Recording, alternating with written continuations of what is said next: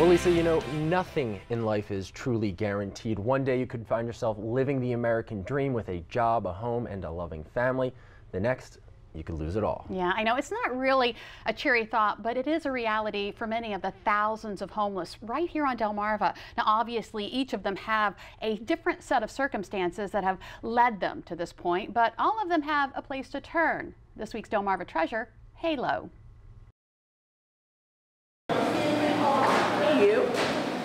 Halo Executive Director Celeste Savage says she is where God wants her to be.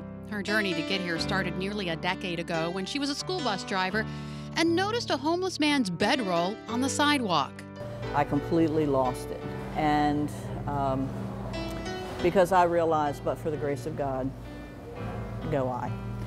And from that point on, I just, I told the Lord, I surrender, I give you my life, and whatever you want me to do, that's what we're going to do. And thank the Lord, people come alongside of me, and now we have what we have. What eventually became of that day is Hope and Life Outreach, or HALO, a nonprofit organization that serves hundreds of homeless people each day.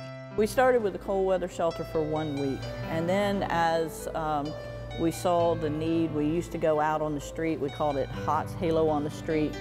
And we would go to the different campsites and distribute food. But Celeste says they saw a bigger need, so they opened a cold weather shelter for women. What happened next, Celeste describes as the continued work of God. HALO had a permanent home. When we first came into it, obviously it was only for that 3-month time frame. But honestly, Lisa, when somebody gives me a key to the building, it becomes a different deal. That's how the HALO Cafe was born. So we stopped the main HOTS program, HALO on the Street program, and so we could feed a whole lot more people in a cafe. The HALO Cafe now serves breakfast, lunch, and dinner. Celeste says 39,000 meals were served in the first half of this year. She estimates that number will hit 90,000 by the end of the year.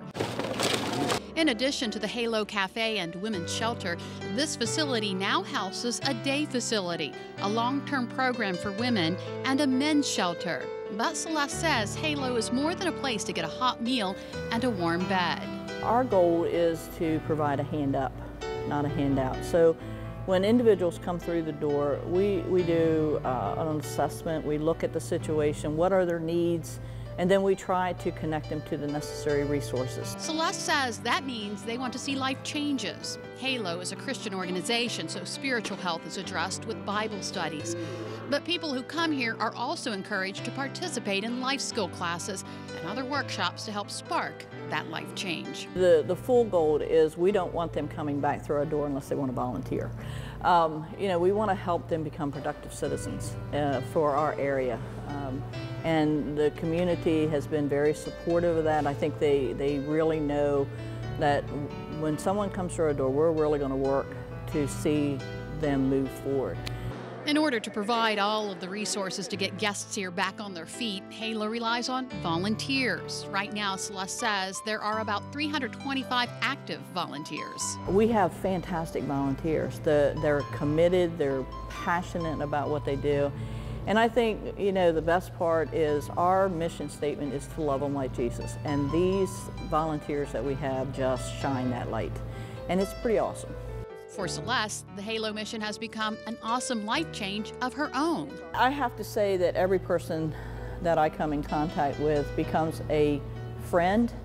We are closer to some than others, but I love the people that walk through this door. I feel it a privilege. I count it a blessing to be able to get to know these guys and these ladies that come through, and they're just like you and I. They just have something that's going on in their life, and it's caused them to have to be involved in places and staying in a shelter that maybe, thank the Lord, at this point, we may not have had to do.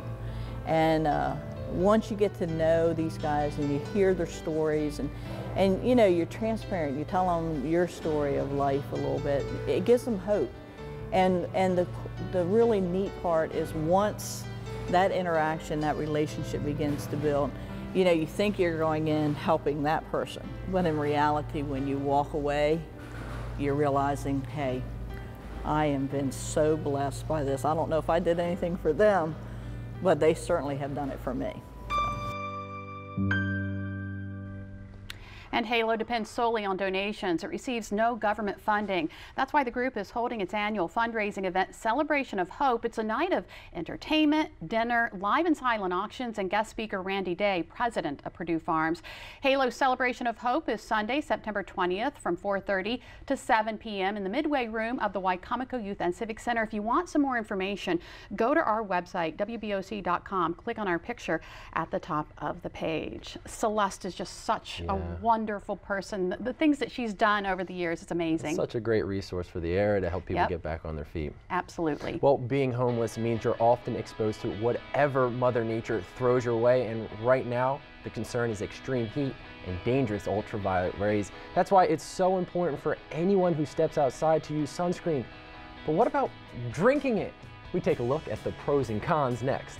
Well, what if you couldn't protect yourself with sunscreen because you were allergic to it?